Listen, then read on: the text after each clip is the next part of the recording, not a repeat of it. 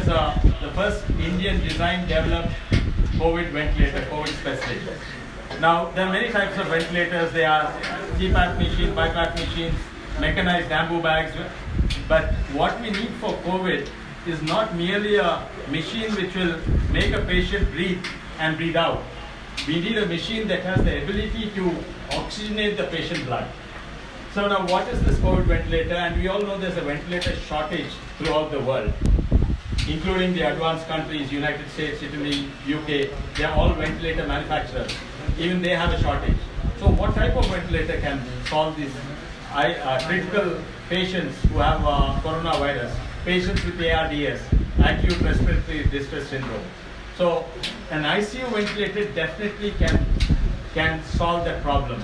An ICU ventilator can be used on critical COVID patients, but ICU ventilators are expensive and it takes a long time to manufacture, and there's a supply chain issue. So UK government was the first government in the world to come up with what is called as a specifications, minimum specifications, which will give clinical benefits to a coronavirus patient. After that, Australian government and Canadian government and US also came up with emergency use authorization for FDA. And subsequently, of course, the government of India was very proactive. They also came up with what is called as essential features for a COVID ventilator. Now, this particular machine is the first machine designed and developed. Other than the ICU machines that are there worldwide and one or two manufacturers in India, they also can supply COVID ventilators. But this is the first one that is newly developed specifically in this period to fight coronavirus. And we can go a little more deeper into it. So basically what is required is simply by pushing in the air, it doesn't. It requires very precise control. To be more specific, I have a small graph here. So typically one needs to increase the input pressure to a peak pressure, inspiration pressure, a plateau pressure, and then the expiration pressure. So the ventilator should be able to do all these functions, not merely pushing the. Why?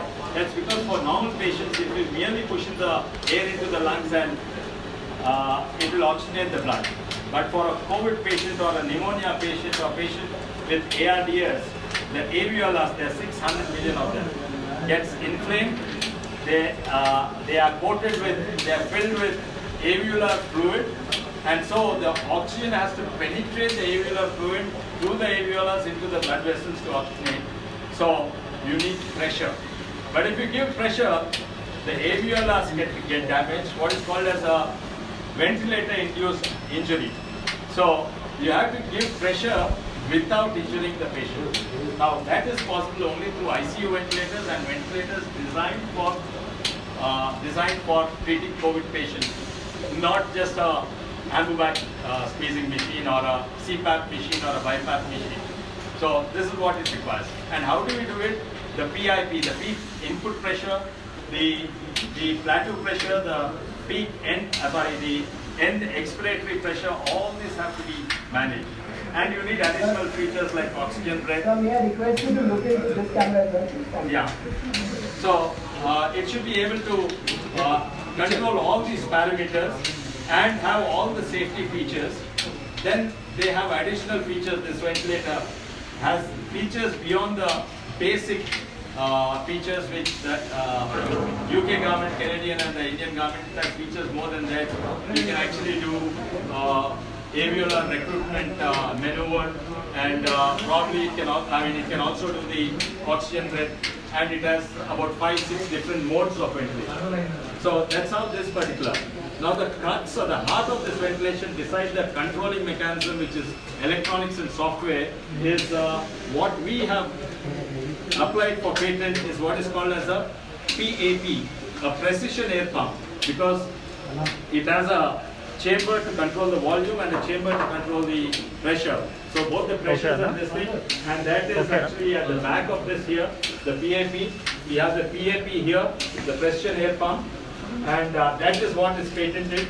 And then once you have that, you don't have to depend on very expensive regulators and sensors which are in soft supply. the supply chain of which is a problem. It takes 7 months for some of these sensors and regulators to be delivered to us.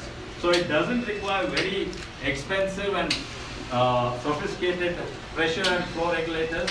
It is made from, lot of these are industrial parts available in most part of the developed and the developing world.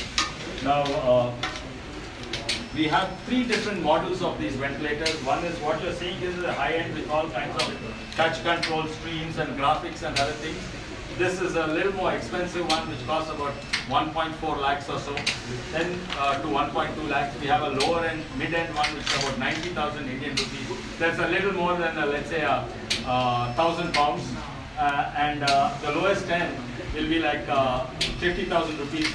And that is probably about 500 pounds or a little more than 500 pounds. So this is a ventilator which can be used in different parts of the world, not just in India. And it meets all the specifications for fighting coronavirus.